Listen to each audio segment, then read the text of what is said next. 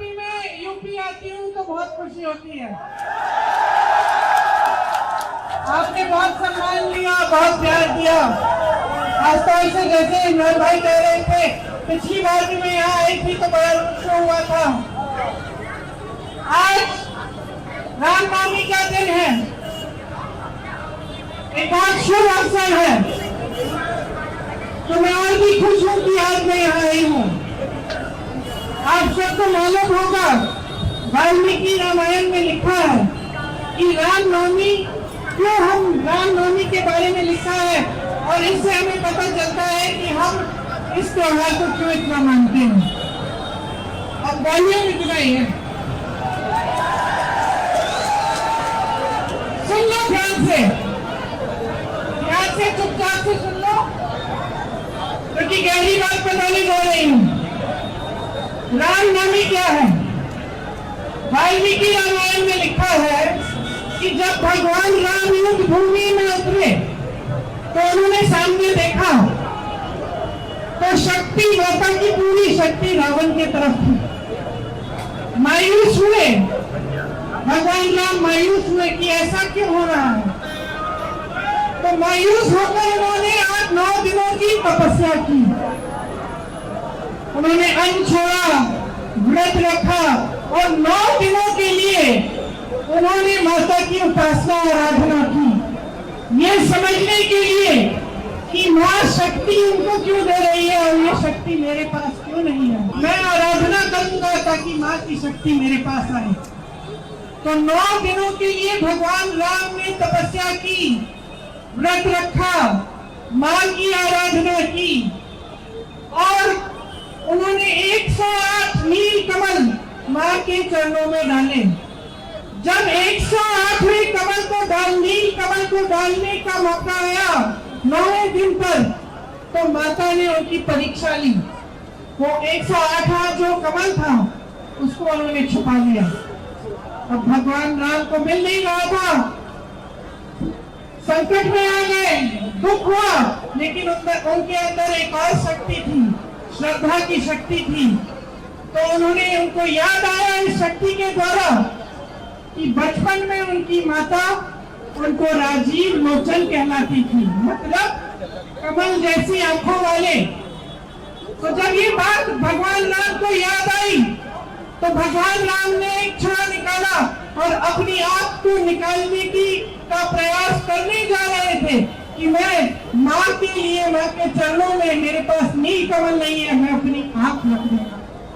जैसी माँ ने उनकी ये श्रद्धा देखी तो माँ का दिल भी पिघल गया और माँ ने उनको रोका और कहा, मेरी शक्ति तुम्हारे साथ है, तुम्हारी तपस्या सफल हुई। तो ये जो रामनवमी का जो अवसर है, हम उस तपस्या की याद में हम इसको मनाते हैं। वो तपस्या क्या थी भगवान राम की? माता के प्रति तपस्या थी, लेकिन भगवान राम को हम क्यों पूछते हैं?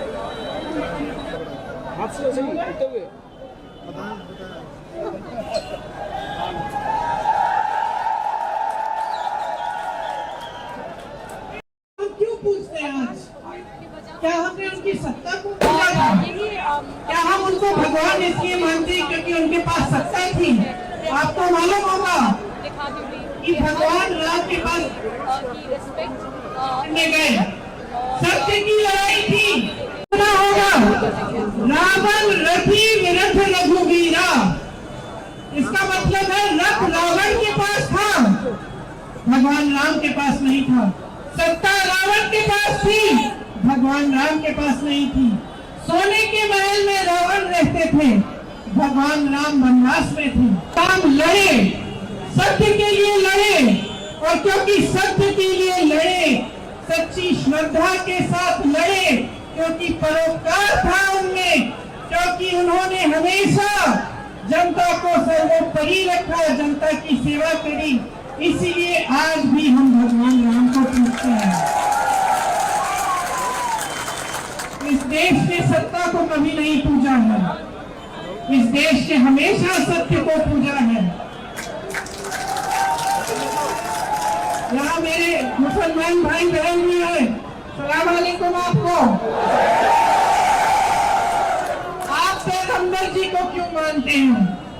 क्या पैगंबर जी को इसलिए मानते हैं क्योंकि उनके पास सत्ता थी? नहीं, आप पैगंबर जी को इसलिए मानते हैं क्योंकि उन्होंने हमेशा आपके लिए सेवा की, आपकी सेवा की। आप पैगंबर को भी इसलिए मानते हैं कि वो सच्चाई के प्रतीक थे, वो सत्य के प्रतीक थे। तो ये देश की पुरानी परंपरा है।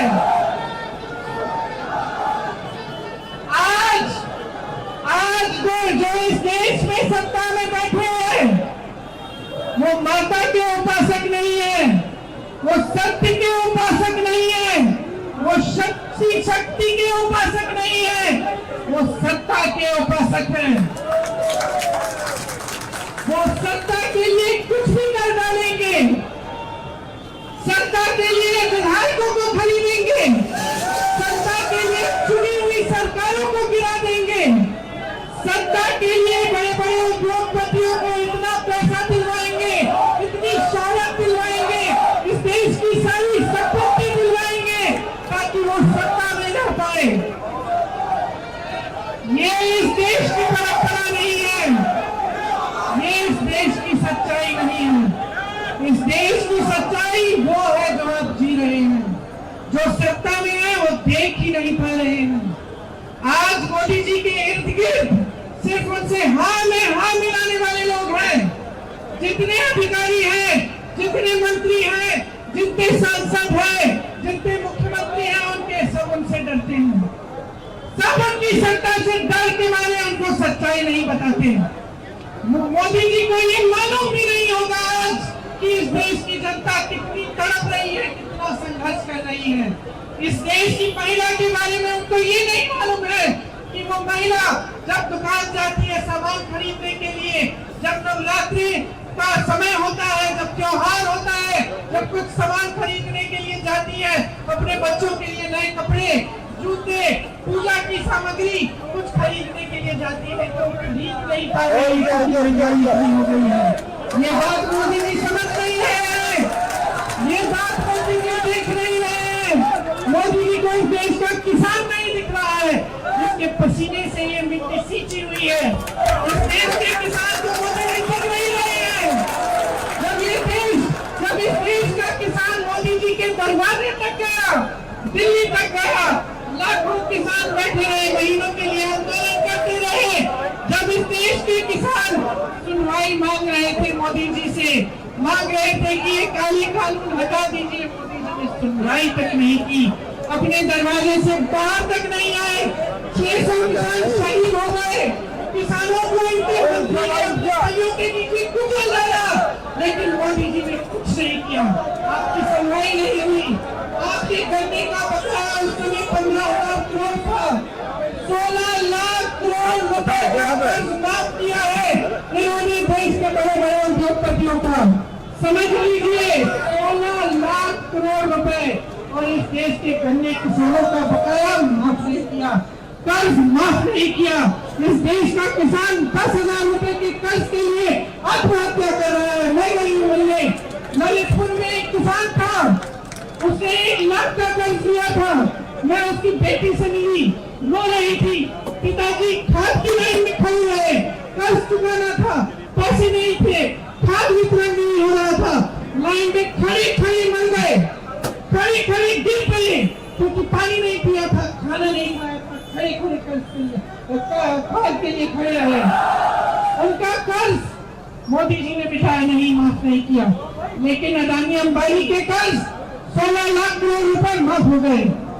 मोदी जी को कुछ दिख नहीं रहा है। अपने आप को कहते हैं कि मैं भ्रष्टाचार के विरोध अकेला लड़ रहा हूँ, देश से समर्थन मांगते हैं, फिर इलेक्टोरल बॉन्ड क्या है? मैं पूछना चाहती हूँ मोदी जी से। कल मोदी जी ने कहा कि अब ये इलेक्टोरल बॉन्ड जो है ये पारदर्शी है, सब जानते हैं कि किसने कितनी चंदा दी। अच्छा, तो फिर आपने स्कीम क्यों बनाई मोदी जी? आपने ये इलेक्टोरल बॉन्ड की स्कीम आप ही ने तो बनाई। आपने बनाई क्यों? कि सबके नाम गुप्त रहेंगे। फिर जब सुप्रीम कोर्ट ने कहा कि ये गलत स्कीम है, इस स्कीम से भ्रष्टाचार हो रहा है, मोदी जी की सरकार को कहा, बैंकों को कहा कि सूची निकालिए चंदा की।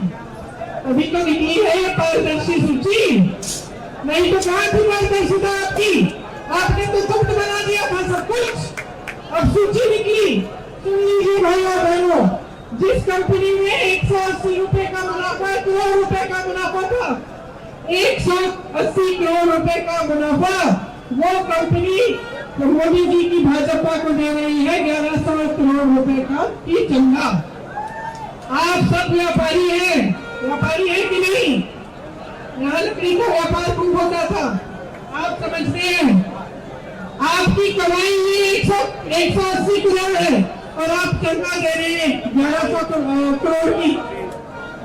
कहां से आ रहे पैसे? आपकी कमाई तो नहीं है, तो क्या ये काला धन को सफेद करने का तरीका था?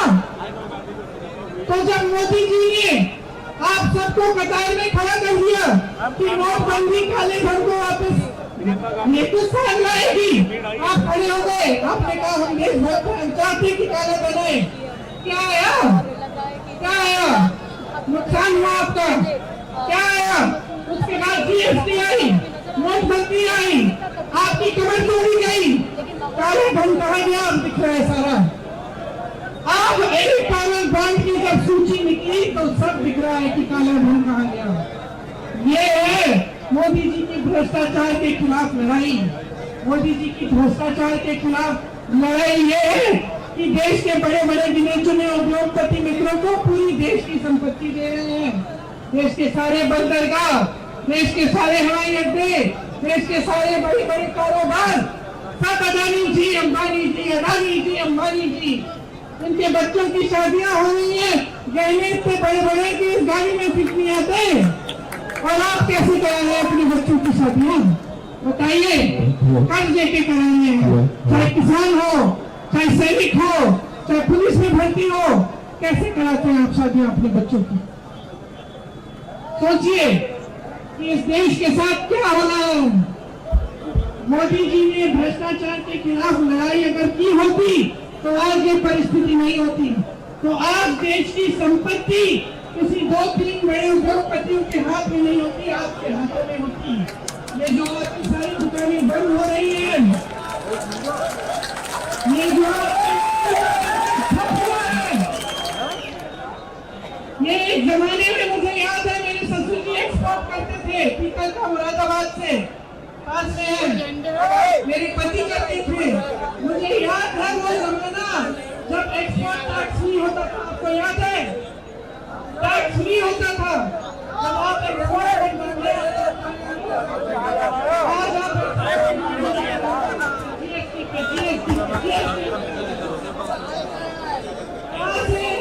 कहाँ से लोग काम पैदा होते थे?